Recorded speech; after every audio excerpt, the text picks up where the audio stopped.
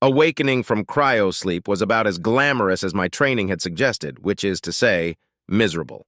Muscle and bone ground together like rusted gears in a medley of complaint as my body twitched itself back to life. I was awake, but my senses clearly weren't convinced. Strange noises, almost resembling speech, drifted around me. Probably an auditory hallucination caused by the long, hibernating period I'd just undergone. What wasn't entirely familiar to me, however, was the strange, piercing sensation in the middle of my chest. Slowly prying open my crusted-shut eyes, the first thing I noticed was a powerful, stinging white light boring into them. For a moment, my sleep-addled mind entertained with delirium that I'd somehow crashed into a star, and this light was its core. Naturally, this was an absurd conclusion to draw for more reasons than my logical mind was able to count, having just woken up. As my vision began to clear, another, more pressing detail made itself evident. Looking down upon me from the center of that sickening light was a shadowy silhouette, seemingly mere inches from my face. Straining myself to look down at my body, I quickly was able to pinpoint the source of that strange sensation. Whoever this figure was, I seemed to caught them in the middle of digging some sort of knife into my chest. Under better circumstances, I may have paused to consider what this stranger might be doing. Perhaps implanting something, or maybe something went wrong on my journey and I'd been retrieved to be taken back to Earth for emergency surgery. That didn't make much sense either, though. This trip was one way for a reason. The TRAPPIST system isn't exactly a hop, skip, and a jump away, unless, of course, that jump happened to involve wormholes. Those thoughts, however, were little more than secondary blips in my consciousness. My biggest concern at that moment was, if object in chest equals knife, then remove knife from chest. During my crash course on cryosleep, the biggest warning I was given waking up was not to overexert myself immediately.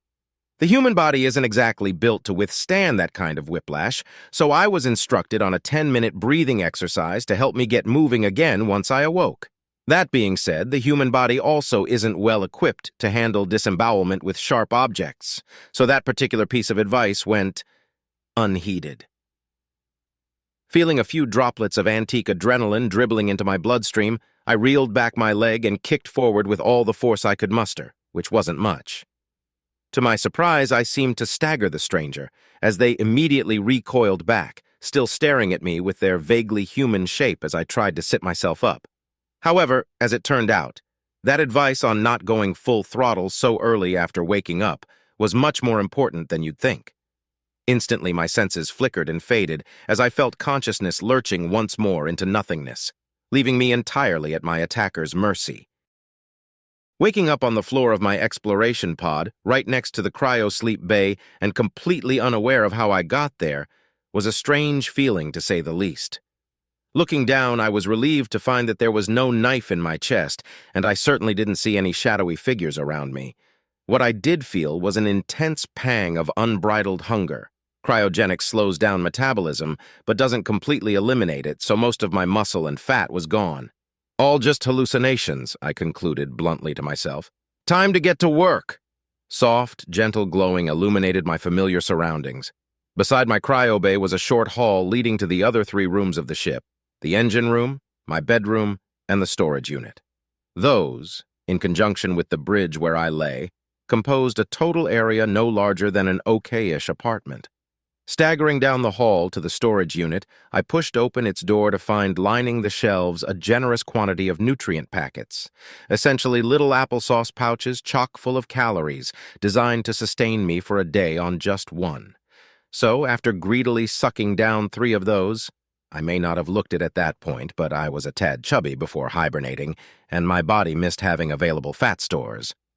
And chugging a nice 6 bottles of water, I began my triumphant limping, for whatever reason my leg was sorta hurt, back to the main bridge, where I retrieved from a smaller cold storage locker an almost comically large syringe. I always hated needles, but that was just one more fear I'd had to get over to do this mission. NASA needed someone who could not only work this ship but also take readings on the exoplanets here. They also needed someone who wouldn't go batshit insane after a long period of isolation. Fortunately for them, I never valued sanity all that highly in the first place, so they were able to get their candidate. Placing the needle into my arm and pressing down the plunger, I almost immediately felt the specialized CRISPR viruses getting to work on my genome, rewriting those pesky hibernation genes that would surely slow me down if left to fester and replacing them with the usual human ones. Or maybe that feeling was the copious amounts of stimulant meant to shock my body into operating properly. Finally regaining my full, lucid state, I slowly walked into the bedroom and from its miniature closet retrieved a simple set of nondescript black pants, a gray t-shirt, and a lab coat to top off the look. Assuming my most faux-confident stride to the bridge computer, I briefly sifted past the psychological evaluation portion required to turn on the instruments and began accessing the recorded database. These records, they don't make any sense. The TRAPPIST system is under 50 light-years away. My exploration vessel is designed to move at a top speed of 77 C, 77% the speed of light. As such, it was expected that I would reach my destination and begin recording in only about 65 years. However, looking at the most recent radio signals from Earth, which was my sole indicator of distance, the most recent one was over a century ago. The cogs in my head turned sluggishly as I struggled to comprehend just how badly we'd messed up. This radio message was sent by our broadcasting satellite 114 years ago. That means I'm 114 light-years away, and we overshot it by over twice the planned distance. Feeling the nerves beginning to build up within myself, I reluctantly clicked upon the message to see what it said.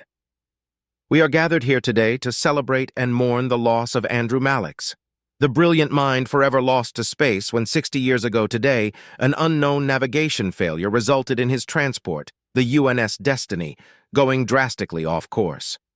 We at UNSA will never forget the bravery and spirit of our past explorers. From our beloved home planet Earth to the sprouting colony in Proxima Centauri, we owe our thanks to those who always seek to take the next step, even at their own risk. Thank you. 174 years. That was how long I'd been frozen for. The notion echoed endlessly through my mind as I contemplated what the speaker had said. United Nations Space Agency, I'd bet. Guess we finally did a merger. Hearing about a colony in Proxima Centauri was a relief at the very least. It meant that even if something happened to Earth and Mars, I didn't have to trouble myself much with the idea of humanity having somehow wiped itself out. No amount of petty hoping, however, could override the new sense of dread I felt, lost in space as the result of a failed exploration. Sure, the hydroponics bay and oxygen recyclers would ensure my survival, but without anything to do out in space, I was little more than debris, mere cosmic junk floating through an endless void. Morbid curiosity soon took over as I found myself inexplicably drawn to the opaque black window in front of the computer. Typing in a few commands, I watched as the obscuring haze intended to protect me from harsh starlight faded away to reveal behind it the endless void in which I'd found myself.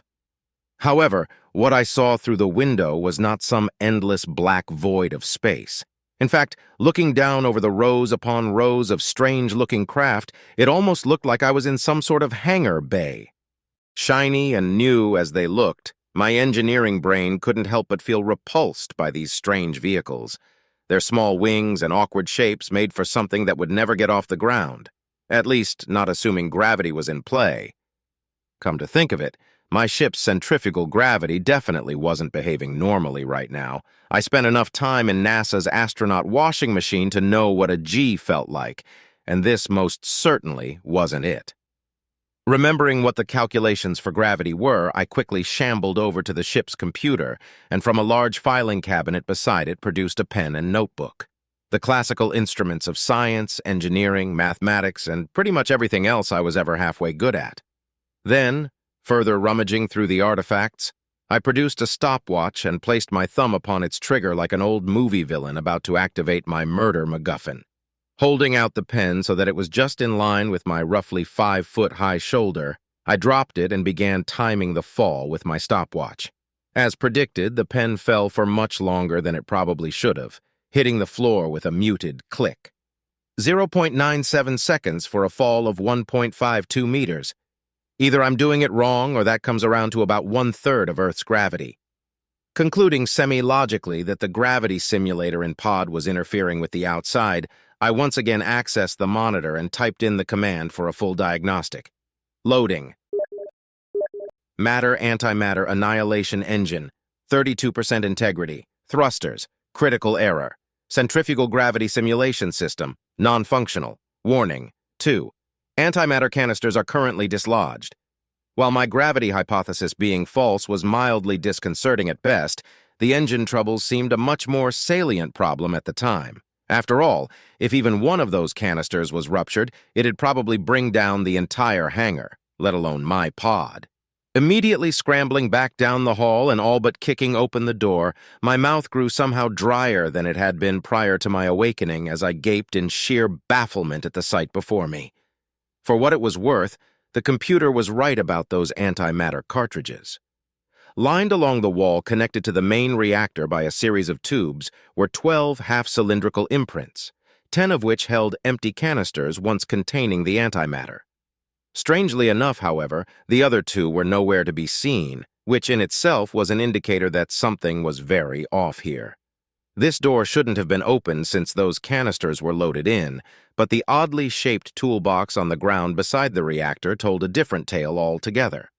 Kneeling down beside the strange assortment of unfamiliar gadgets and plucking up the topmost one, a screwdriver analog of some sort it appeared, I immediately noticed the object's strange weight distribution, somehow both too light and too heavy at the exact same time.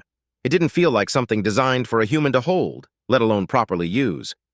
Where the hell are these things sourced from? Uncanny Valley?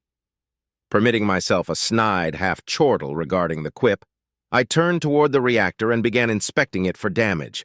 What I saw wasn't particularly concerning. Every piece there looked completely normal. Pristine, even. However, it was what I distinctly didn't see that concerned me, which is to say about half of the original parts. The wiring panel looked like it had been pried open with the business end of this screwdriver, and inside just about everything had been meticulously detached, leaving behind little more than my own reflection on its curiously pristine face. None of it made any sense. There was real gravity and clear signs of people here, so I had to be either on a planet or a large space station occupied by humans, but that wasn't possible. The nearest radio broadcast was from several light years away. Unless we had somehow cracked further than light travel, because faster than light is an oxymoron and I will die on this hill within only 2 centuries, there was no way a human crew would be this far away without broadcasting something. I gulped dryly, feeling the recycled air traveling slowly down my throat like a snail made of sandpaper, highlighting as it passed an odd itching sensation on the skin just below my collarbone. Careful not to damage my lab coat, I quickly unbuttoned its top 2 notches and pulled down my t-shirt to observe the pain's source.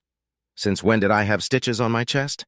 Even stranger, the small line of stitches lined up precisely with that dream. Finally, the realization struck me, and it didn't pull the punch either. That wasn't a dream. These tools weren't from Earth. And whoever the hell was here with me? The sound of a steel door in the hangar bay being shoved open quickly brought me back to the window, where just outside 3 figures could be seen approaching my ship.